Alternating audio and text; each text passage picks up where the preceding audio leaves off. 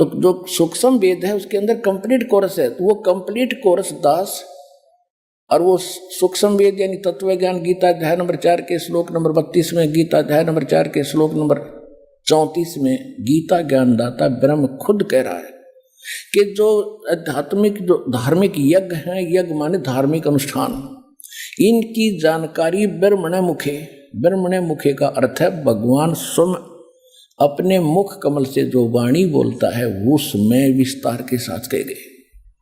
और गीता के अनुवादकों ने यहाँ पर डंडी मार रखी है, यहाँ पर धोखा कर रखा है। इन्होंने ब्रह्मणे मुखे का अर्थ कर दिया वेद की वाणी, चौथे अध्याय के 32वें श्लोक में, ये गलत कर दिया। ब्रह्मणे माने सच्चिदानंद घन ब्रह्म, परम अक्षर ब्रह्म, उसके मुख से बोली हुई वाणी में सब स्पष्ट लिखे। 17वें अध्याय के 23वें श्लोक में 3 मंत्र है। ओम तत्सत इति निर्देश है ब्रह्मणे त्रिविध समर्थ है।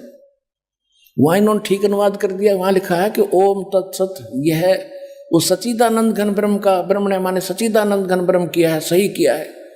उसके पाने का केवल ये 3 मंत्र का जाप है, नथिंग एल्स। इसी का फाइनल निर्देश है, डायरेक्शन है और कुछ नहीं। तो यहां इन्होंने चौथे अध्याय के 34वें श्लोक में गीता जी में इन्होंने गलत कर दिया, ब्रह्मणे का अर्थ कर दिया वेद की वाणी। मूर्ख कहेंगे। देखिए राजा का अर्थ कोई वेद कर सकता है, संविधान कर सकता है? ब्रह्म का अर्थ वेद नहीं हो सकता, ये मूर्खता कर रखे ना। ब्रह्म तो एक राजा है, भगवान है, और वेद उसका संविधान है। राजा का कहीं अर्थ हो, राजा लिखा उसका वेद कोई संविधान अर्थ करके सेंटेंस और अनुवाद करता तो मूर्ख आदमी है। तो यहां लिखा है कि वो सच्चिदानंद घन ब्रह्म अपने मुख कमल से जो वाणी बोलता है वो कंप्लीट है, उसके अंदर वो तत्व ज्ञान है। उस ज्ञान को खुद कहता मैं नहीं जानता।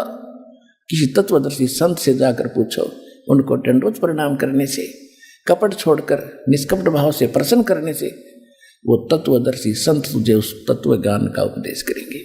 तो इस विश्व के अंदर पुण्यात्माओं, ये तत्वदर्शी संत इस दास के अतिरिक्त इस विश्व में नहीं है।